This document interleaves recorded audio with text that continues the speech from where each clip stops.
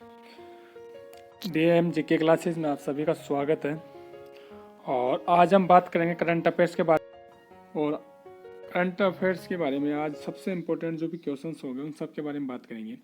और आज है दिनांक 2 दिसंबर 2022। तो हम 2 दिसंबर 2022 के जो भी इम्पोर्टेंट क्वेश्चंस होंगे उनके बारे में बात करेंगे और उसके साथ में बात करेंगे उन क्वेश्चन से रिलेटेड जो भी इम्पोर्टेंट फैक्ट्स होंगे उन सब के बारे में बात करेंगे। तो सबसे पहले आप चैनल को अगर नए हैं तो चैनल को लाइक और सब्सक्राइब जरूर कर दें, क्योंकि अगर आप एक बार सब्सक्राइब कर देंगे तो उसके बाद आपको जो भी डेली अपडेट्स होंगी वो आपके चैनल पर मिल जाएगी आपको। चलो स्टार्ट करते हैं। आज का फर्स्ट क्वेश्चन है कि हाल ही में लिस्तीनी लोगों के साथ एकजुटता का अंतर्राष्ट्रीय दिवस कब मनाया गया। तो जो लिस्तीनी लोगों के साथ एकजुटता का दिवस मनाया गया वो मनाया गया 29 नवंबर 2022 को। ठीक है, अब ये था इम्पोर्टेंट से रिलेटेड क्वेश्चन। तो हम बात करेंगे नवंबर महीने के कुछ इंपॉर्टेंट क्वेश्चंस के बारे में।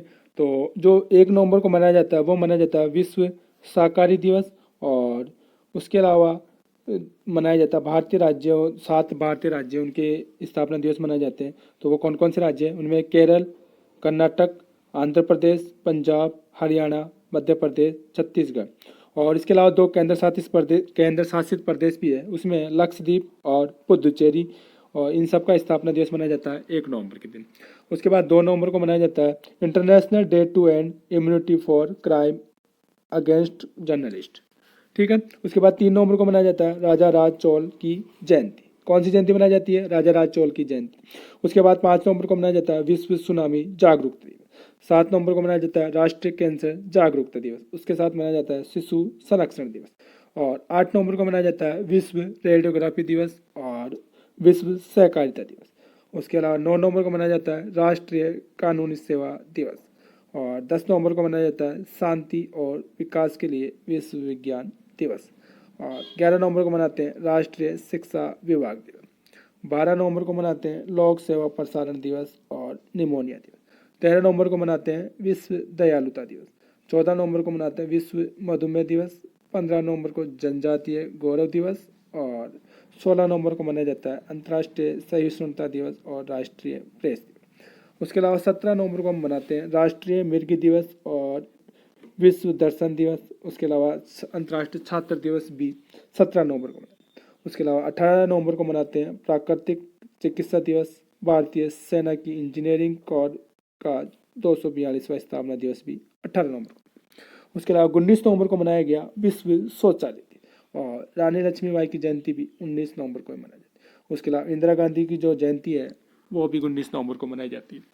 उसके अलावा 20 नवंबर को हम मनाते हैं विश्व बाल दिवस। और 25 नवंबर को हम मनाते हैं महिलाओं के खिलाफ अहिंसा के उन्मूलन के लिए अंतर्राष्ट्रीय दिवस। ठीक है, उसके अलावा 26 अक्टूबर को मनाया जाता है राष्ट्रीय दुग्ध दिवस।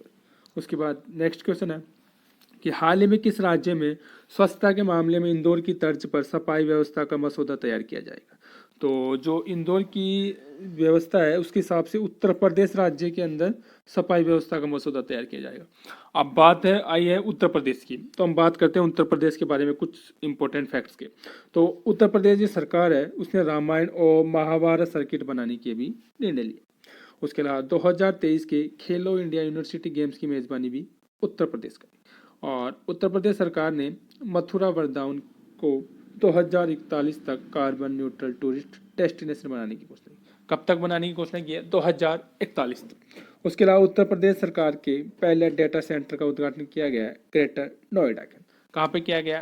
ग्रेटर नोएडा के अंदर। ठीक है, उसके बाद नेक्स्ट क्वेश्चन है कि हाल ही में भारत सरकार का पहला नाइट स्काई अभ्यारण्य कहाँ स्थापित किया जाए। तो जो भारत सरकार का पहला नाइट स्काई अभ्यारण्य स्थापित किया जाएगा वो किया जाएगा जम्मू कश्मीर के। तो उसके अलावा हम बात करते हैं जम्मू कश्मीर के बारे में कुछ इंपॉर्टेंट फैक्ट्स के बारे में जो जम्मू कश्मीर से रिलेटेड है। तो जो भारतीय सेना है उसने अभी पुष्पांजलि समारोह का आयोजन किया है, वो किया गया है जम्मू कश्मीर की राजधानी श्रीनगर के। उसके अलावा जो चिनाब वाइटर शिफ्टिंग महोत्सव है वो भी जम्मू कश्मीर के अंदर मनाएंगे। उसके अलावा जो हमारे देश के गृह मंत्री अमित शाह जी उन्होंने जम्मू कश्मीर की पहाड़ियों में जम्मू कश्मीर की जो पहाड़ियाँ है उसको एसटी का दर्जा देने की घोषणा की। ठीक है, उसके अलावा जम्मू कश्मीर में श्रीनगर में लगभग 3 दशक बाद पहला मल्टीप्लेक्स खोला गया। कहाँ पे खोला गया? जम्मू कश्मीर के श्रीनगर के। उसके अलावा जो जम्मू कश्मीर के राज्य उपराज्यपाल हैं मनोज सिन्हा जी, उन्होंने वहाँ पे 120 फीट लंबा राष्ट्रीय ध्वज को राष्ट्र को समर्पित किया। ठीक है, उसके बाद नेक्स्ट क्वेश्चन है कि हाल ही में विजय हजारे ट्रॉफी में किस राज्य के खिलाड़ी ऋतुराज गायकवाड़ ने एक ओवर में 7 छक्के लगाए? तो अभी जो विजय हजारे ट्रॉफी में महाराष्ट्र राज्य के हैं ऋतुराज गायकवाड़, उन्होंने एक ओवर में 7 छक्के लगाए। तो अब बात करें महाराष्ट्र के बारे में, तो महाराष्ट्र सरकार की है, उसने स्वतंत्रता सेनानियों को की जो पेंशन दी जाती है उस पेंशन को लगभग दोगुना करने का प्रयत्न किया। कितना करने का? दोगुना करने का। कौन सी सरकार ने किया? महाराष्ट्र सरकार। उसके अलावा जो सबसे ज़्यादा जो कोरोना काल के बाद में जो कंपनियां स्टार्ट की गई है वो भी महाराष्ट्र सरकार। तो इसमें शीर्ष में कौन है? अभी महाराष्ट्र राज्य।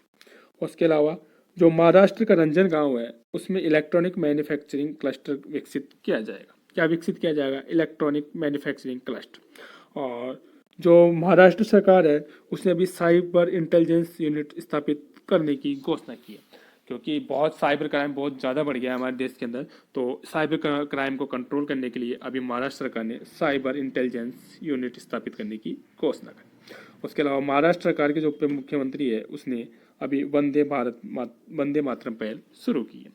उसके बाद नेक्स्ट क्वेश्चन है कि हाल ही में किस देश ने दिग्गज चीनी कंपनी हुआई पर प्रतिबंध लगाया? तो जो चीनी कंपनी है उस पर अभी प्रतिबंध लगाने वाला देश है अमेरिका। अब बात करें अमेरिका के बारे में, अमेरिका और भारतीय रिलेशन और कुछ महत्वपूर्ण बातों के बारे में जो अमेरिका से जुड़ी हुई है अभी। तो जो अमेरिका है उसने भारत को करेंसी मॉनिटरिंग लिस्ट में से हटा दिया। किसको हटाया? भारत को। किससे हटाया? Currency monitoring list. और जो अरुण मिल्लर है वो अमेरिका राज्य के मैरीलैंड के उपराज्यपाल का पद संभाला है। ये भारत के रहने वाले हैं और इन्होंने अमेरिका जो राज्य है मैरीलैंड उसके उपराज्यपाल का भी पद संभाल लिया। जो और अमेरिका और दक्षिण कोरिया ने अभी विजिलैंड स्टॉर्म सैन्य अभ्यास का आयोजन किया। किस ने किया है? अमेरिका और दक्षिण कोरिया। उसके अलावा अमेरिका ने अपनी एक नई राष्ट्रीय सुरक्षा नीति की भी रणनीति भी अभी जारी की है। उसके अलावा जो अमेरिका है उसने हर्ट्सफील्ड जैक्सन अटलांटा अंतर्राष्ट्रीय हवाई अड्डे को दुनिया का सबसे बड़ा हवाई अड्डा, जो दुनिया का सबसे बड़ा हवाई अड्डा है वो है हर्ट्सफील्ड जैक्सन अटलांटा अंतर्राष्ट्रीय हवाई अड्डा। ठीक है, अभी बनाया है अमेरिका ने। उसके बाद नेक्स्ट क्वेश्चन है कि पत्रकारिता में उत्कृष्टता के लिए डॉक्टर मंगलम स्वामीनाथन राष्ट्रीय पुरस्कार 2022 से किससे सम्मानित किया गया? तो जो अभी पत्रकारिता क्षेत्र में जो पुरस्कार दिया जाता है डॉक्टर मंगलम स्वामीनाथन राष्ट्रीय पुरस्कार, वो अभी दिया गया है विष्णु त्रिपाठी जी को। किसको दिया गया है? विष्णु त्रिपाठी को। और अब हम बात करें कुछ महत्वपूर्ण पुरस्कार जो अभी 2022 में दिए गए हैं। तो जो गांधी मंडेला पुरस्कार है वो अभी मिला है दलाई लामा को। किसको मिला है? दलाई लामा को। और उसके अलावा जो अजीत अंजुम है उनको अभी, और जो आरफा खानम है उनको कुलदीप नैयर पत्रकारिता से सम्मानित किया गया। ठीक है, उसके अलावा जो फ्रांसीसी सरकार है उन्होंने अरुणा साईराम को सेवेलियर पुरस्कार से सम्मानित किया गया। किसने, कौन सरकार ने किया? फ्रांसीसी सरकार। और जो प्रसिद्ध अभी मलयालम के एक उपन्यासकार है उनका नाम है ए सेतुमाधवन, उनको अभी दिया गया है एजुथाचन पुरस्कार। किसको दिया गया है? ए सातुमाधवन। ठीक है, उसके अलावा 2022 का जो सर सैयद उत्कृष्ट पुरस्कार मिला है उनको वो मिला है बारबरा मेटका। किसको मिला है? बारबरा मेटका। उसके बाद नेक्स्ट क्वेश्चन है कि हाल ही में आर.के. सिंह ने किस राज्य में 10 मोबाइल हेल्थ क्लिनिक का उद्घाटन किया? तो जो आर.के. सिंह है उन्होंने अभी हमारे बिहार राज्य के अंदर, हमारे देश के बिहार राज्य के अंदर 10 मोबाइल हेल्थ क्लिनिक का उद्घाटन किया। और जो हमारे देश के गृह मंत्री है अमित शाह जी, उन्होंने बिहार के सारण में लोक नायक जो जयप्रकाश नारायण जी है उनकी प्रतिभा का अनावरण भी किया। किसने किया है? हमारे देश के गृह मंत्री अमित शाह जी। और जो बिहार सरकार ने अभी जो स्कूल है उसमें खेल पीरियड और नो बैग डे योजना शुरू की है। किसने ये शुरू की है? बिहार सरकार ने। ये खेलों के और बच्चों का रुझान बढ़ाने के लिए और बच्चों को खेल के प्रति आकर्षित करने के लिए ये खेल अनिवार्य एक पीरियड बनाया गया उनके लिए कि उनको एक पीरियड के अंदर बच्चों को खिलाया जाएगा उसमें। और उसके अलावा एक दिन ऐसा रखा जाएगा जिस दिन बच्चों को बैग वगैरह लाने की व्यवस्था नहीं होगा, जरूरत नहीं होगी, उसे नो बैग डे के रूप में मनाया जाएगा। ठीक है। उसके अलावा जो बिहार के खगोलीय वेधशाला है उसको यूनेस्को की महत्वपूर्ण संकटग्रस्त विरासत वेधशाला में शामिल किया गया। उसके अलावा फ्लिपकार्ट ने बिहार राज्य के अंदर अभी कौशल विकास मिशन के साथ समझौता किया। बिहार सरकार का जो कौशल विकास मिशन है उसके साथ अभी फ्लिपकार्ट ने समझौता किया। ठीक है। उसके बाद नेक्स्ट क्वेश्चन है कि हाल ही में किस मंत्रालय ने 41वें भारत अंतर्राष्ट्रीय व्यापार मेले में पुरस्कार जीता है। तो जो 41वां भारत अंतर्राष्ट्रीय व्यापार मेला था उसके अंदर जो स्वास्थ्य मंत्रालय है उसने ये पुरस्कार जीता है। उसके बाद नेक्स्ट क्वेश्चन है कि हाल ही में ऑडिट महानिदेशक की भूमिका सर्जित करने वाला पहला राज्य कौन सा बना है। तो जो ऑडिट महानिदेशक की जो भूमिका अर्जित की वो राज्य बनाया तमिलनाडु। अब बात करें तमिलनाडु के बारे में, जो तमिलनाडु के वन विभाग ने अभी अपना पहला एलिफेंट दैट ऑडिट फ्रेमवर्क पेश किया। किसने किया है? तमिलनाडु राज्य ने। और तमिलनाडु सरकार ने अभी गिद्धों के संरक्षण के लिए भी एक पैनल का गठन किया गया। किसने गठन किया है? तमिलनाडु ने। और जो तमिलनाडु राज्य सरकार है उसने भारत का पहला स्लैंडर लॉरिस अभ्यारण्य अधिसूचित किया। और जो पेट्रागॉन है उस कंपनी ने चेन्नई में अपना आईफोन का निर्माण कार्य अभी शुरू कर दिया। उसके बाद नेक्स्ट क्वेश्चन है कि हाल ही में किसे पेरू के नए प्रधानमंत्री के रूप में नियुक्त किया गया। तो जो अभी पेरू के नए प्रधानमंत्री बने अभी वो है बेट्सी सावेज। कौन बने? Betsy Chavez. और अब बात करें कुछ महत्वपूर्ण राष्ट्रपति प्रधानमंत्री जो अलग अलग देशों के बने हैं। तो अभी जो कजाकिस्तान के राष्ट्रपति बने हुए हैं वह है काजिम जोमार्ट टोकाएव। कौन बना है? Kassym Jomart Tokayev. और जो स्लोवेनिया की जो पहली महिला राष्ट्रपति बनी है वह है नताशा फर्क मूसर। कौन बनी है? नताशा फर्क मूसर। और जो इजराइल के नए प्रधानमंत्री है वह बेंजामिन नेतान्याहू। और ब्राजील के नए जो राष्ट्रपति बने अभी हैं वह है लुइस इनासियो लूला डी सिल्वा। कौन बना है? लुइस इनासियो लूला डी सिल्वा। और जो यूके के नए प्रधानमंत्री है वह है ऋषि सुनक। और जो स्वीडन के नए प्रधानमंत्री बने वह है उल्फ क्रिस्टसन। और इराक के नए राष्ट्रपति भी बने हैं अब्दुल लतीफ रशीद। और जो बुर्किना फासो के जो नए राष्ट्रपति बने हैं वह है कैप्टन इब्राहिम ट्रोरे। ठीक है। कौन है? Captain Ibrahim Traore.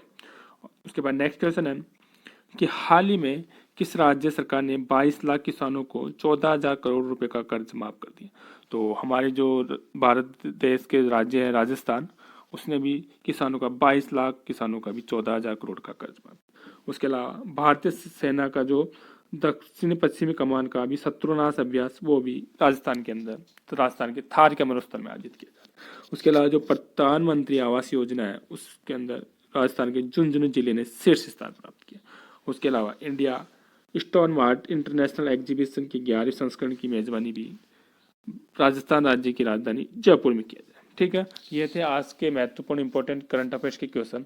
तो आपको एक वीडियो कैसा लगा एक बार कमेंट सेक्शन में कमेंट करके बताइए और प्लीज़ वीडियो को लाइक और सब्सक्राइब जरूर। Thank you.